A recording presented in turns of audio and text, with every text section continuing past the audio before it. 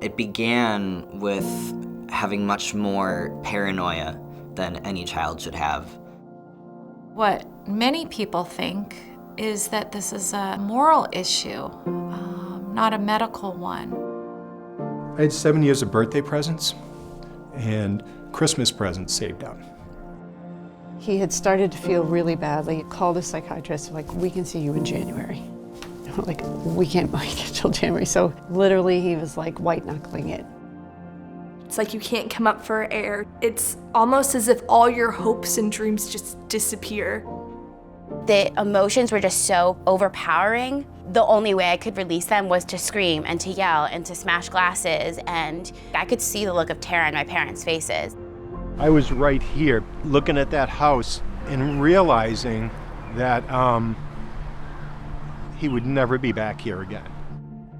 My mom has taken charge in the fights that I was too weak to fight myself.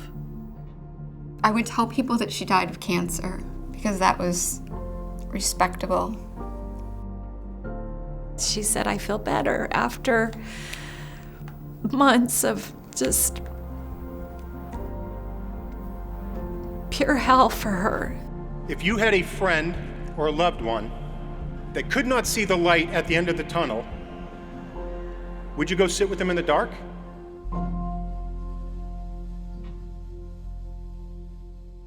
I always thought about my mom that when things were good, they were really, really good. When they were bad, they were horrible. And then my parents got divorced, and then it just spiraled quickly. And at the time, being 10 years old, I would make dinner for my brother and sister and do their laundry and essentially just do a lot of the parenting things for them because my mom would drink as soon as she got home from work and wouldn't remember what time it was or where she was.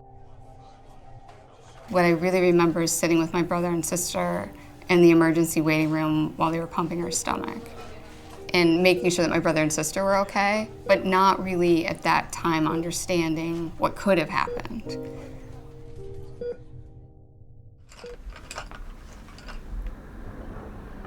I have OCD, I'm bipolar, I'm autistic, I have schizoaffective disorder, and eating disorders. And OCD was my first diagnosis when I was 9. Wow, this was a bad day. The 14th, 2004. You woke up, I gave you 2.5 milligrams of Zyprexa. Complain of anxiety, can't calm yourself. 9 o'clock in the morning, I gave you 2.5 more. Noon, 2.5 more. 1:15 more. 3:25 more. Then you were good till 7:30. I couldn't go to school like this. I remember thinking that no one there was real. They were all like cutouts of people, and it was terrifying. And they didn't know what to do with me, so they let my dad come pick me up. It was every single day, and eventually I stopped going. I came to college, I came here to the US, and I had no idea about ADHD. I watched a video on Facebook. It was saying, problem is for people with ADHD. It was like, oh my God, I can relate to that. That makes sense. I think I had that. I told my friends, I told my family, and I found that like I shouldn't be testing for it at all, because it's kind of part of the culture back home. Whenever somebody has anything that's different in their brain, that means they're crazy. Because of that pressure, I felt kind of like I shouldn't do that because I don't have a problem. And I stayed for a whole year, and I felt I'm not right. Like I'm not the same as everyone. So I said, I'm going to do the test. I'm not telling anyone about it. So I just went, did the test, and I was diagnosed with it. In 2012, my 26-year-old son was being released from maximum security prison after having spent 8 years there. 6 of those years, he was held in isolation for behaviors consistent with somebody that has a mental health diagnosis. Nick had bipolar disorder.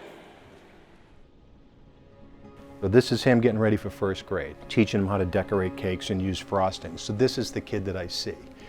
So Nick and I had many conversations, and he would have been like 9 years old. And he would say, after an incident, that, Dad, I'm going to tell you, I'm going to do everything I can to not let it happen again. And I mean it with every bit of me, but it's going to happen again. It's like I'm sitting on the steps watching myself do something that I wish I wouldn't do, but I can't stop myself.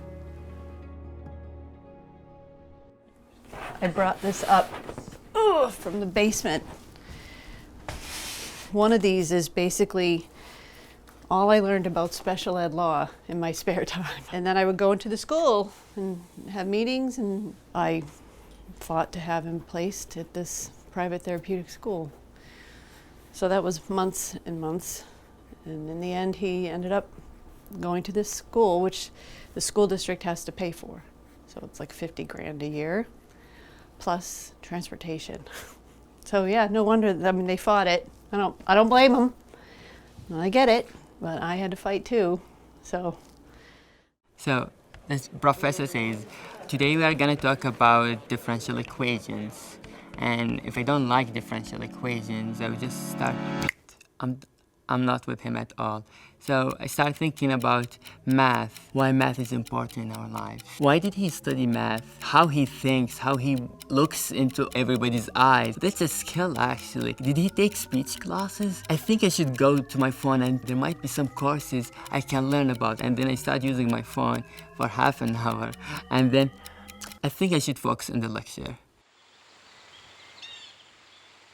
When Nicholas was released from prison on April 26, 2012, I was going to move in with Nicholas so that I could help create this perfect transition from his incarceration into community. I went shopping for all new furniture, and I made sure that they were calming colors.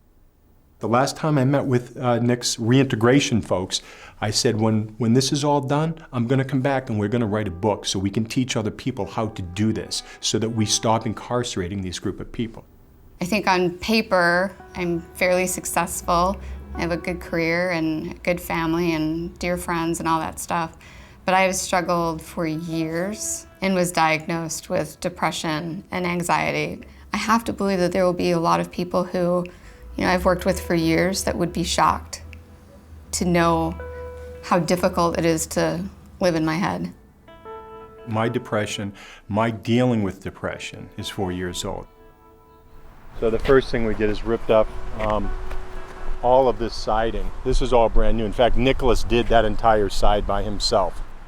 I got a phone call from Karen and said, what happened to Nick? And I said, I have no idea what you're talking about. So we'll turn on the news.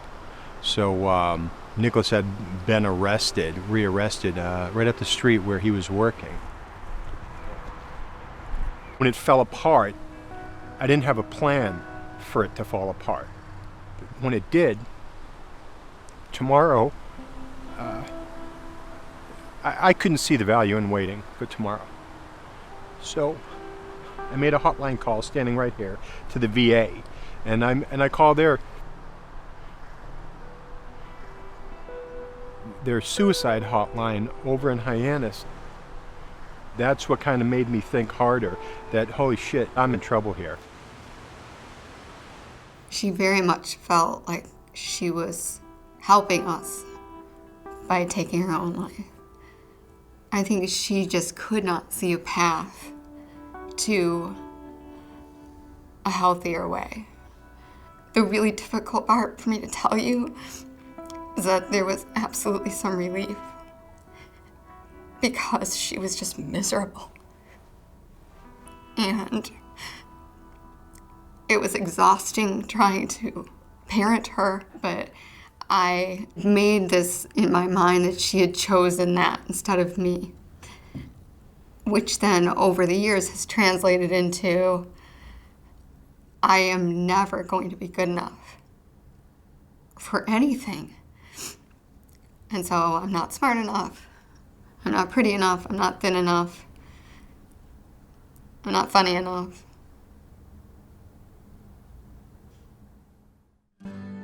What reaches people the most is when they find out that someone in their daily life has gone through something terrible and they're still the same person that they had grown to love. That's how the fear stops. It was sort of like these little steps of recovery. I wasn't fully healed, but I was happy. I just want everyone to know that sometimes one more try is worth it. There's always a piece of me that's hopeful. Always. I want to do something in my life that's kind of like a huge thing. At that point, I would tell them I have ADHD and I am successful. While it's really hard for me to sit here and talk about my brother, I do it because I'm hoping that it'll help other people. If you knew somebody was struggling, would you stand up and stand beside them so that they could feel your support and your presence? If your answer is yes, I'm asking you all to stand up right here, right now. We refuse to allow any mental illness define us for those who we care about.